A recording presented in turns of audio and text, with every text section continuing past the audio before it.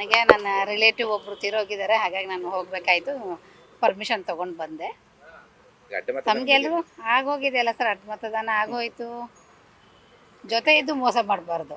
ನಮ್ಮ ಜಿ ದೇವೇಗೌಡರು ಹೊರಗಡೆ ಇದ್ದರು, ಹೊರಗೆ ಹಾಕಿದ್ರು, ಸರಿ ಅವ್ರದ್ದು ಓಕೆ. ಬಟ್ ಜೊತೆ ಇದ್ದು ಮೋಸ ಮಾಡೋರ್ದಿದೆಯಲ್ಲ, ಅದು ಸ್ವಲ್ಪ ನೋವು ಕೊಡುತ್ತೆ ಯಾರಿಗಾದರೂ, ಸಹಜ. ಪಕ್ಷ ಗುರುತಿಸಿ, ಈಗ ನಮ್ಮನ್ನೆಲ್ಲ ಪಕ್ಷ ಗುರುತಿಸಿ MLA ಮಾಡಿದಕ್ಕೆ ತಾನೇ ನಮ್ಗೆ ಅಲ್ಲಿ ಹೋಗಿ ಓಟ್ ಹಾಕೋಕ್ಕೆ ಒಂದು ಶಕ್ತಿ ಬಂದಿದ್ದು. ಅದೇ ನಮ್ಮ ಶಕ್ತಿ ಪಕ್ಷ ಕೊಡ್ದಿದ್ರೆ ನಮ್ಮನ್ನು ಯಾರು ಕೇಳ್ತಾ ಇದ್ರು? ಆ ಶಕ್ತಿ ಕೊಟ್ಟಾಗ ನಾವು ಅದನ್ನು ದುರುಪಯೋಗ ಪಟ್ಕೊಳ್ಳೋದು ಅವ್ರವ್ರ ಆತ್ಮಕ್ಕೆ ಬಿಟ್ಟಿದ್ದದು. ಅವ್ರವ್ರ ಆತ್ಮ ವಿಮರ್ಶೆ ಮಾಡ್ಕೊಳ್ಬೇಕು. ನಮ್ಮಲ್ಲೂ ಮಾಡಿದ್ದಾರೆ, ಡಿಸ್ಕಷನ್ ನಡೀತಾ ಇದೆ ಸರ್. 7-8 ಜನ ಶಾಸಕರು ಅಂದವ್ರೆ, ಈಗ ಆಲ್ರೆಡಿ ಬಂದಿರೋರಲ್ಲಿ ಗೊತ್ತಿಲ್ಲ ಸರ್. ಒಟ್ಟು ಎಲ್ಲರೂ ಇದ್ದೀವಿ ಅಲ್ಲಿ. ಈಗ ಅಲ್ಲಿ ಎಲ್ಲರೂ ಇದ್ದೀವಿ. ಹನೂರು ಮಂಜಣ್ಣ ಒಬ್ರು ಬಂದಿಲ್ಲ, ಎಲ್ಲರೂ ಇದ್ದೀವಿ. ರೇವಣ್ಣ ಅವರಿಬ್ರು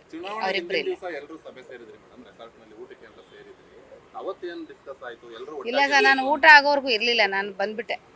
ಊಟ ಆಗೋವರೆಗೂ ಇರಲಿಲ್ಲ. ನಮ್ಮ ಮಹಿಳೆಯರಿಗೆ ಸರಿನೂ ಆಗಲ್ಲ, ನಾವಿದ್ರೆ ಅವ್ರಿಗೂ ತೊಂದರೆ ಯಾಕೆ ಅಂತ ನಾವು ಏನು ಶಿಸ್ತು ಕ್ರಮ ತಗೊಳ್ಳೋಕ್ಕೆ ಸರ್. ಲಾಸ್ಟ್ ಟೈಮು 2013 ನಾನು ಫಸ್ಟ್ ಟೈಮ್ MLA ಆದಾಗಲೂ ಒಂದಿಷ್ಟು ಜನ MLAಗಳು ಹೋದರು. ಅವಾಗ ನೇರವಾಗಿ ತೋರಿಸಿ ಓಟ್ ಹಾಕೋದಿತ್ತು. ಇದು ಗುಪ್ತ ಮತದಾನ. ಈಗ ಇರೋ 17 ಜನನೂ ಕಳ್ಳರು ಅನ್ನೋ ರೀತಿಯಲ್ಲಿ ಆಗ್ಬಿಟ್ಟಿದೆ ನಮ್ಗಳಿಗೆ.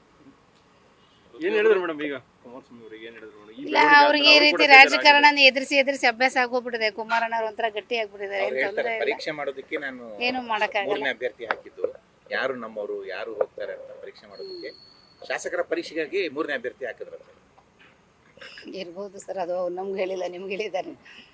ಏನು ಮಾಡೋಕ್ಕಾಗಲ್ಲ. ನ್ಯೂಸ್ ಫಸ್ಟ್ ನಿರ್ಭೀತಿಯಿಂದ ನಿಮ್ಮ ಪರವಾಗಿ.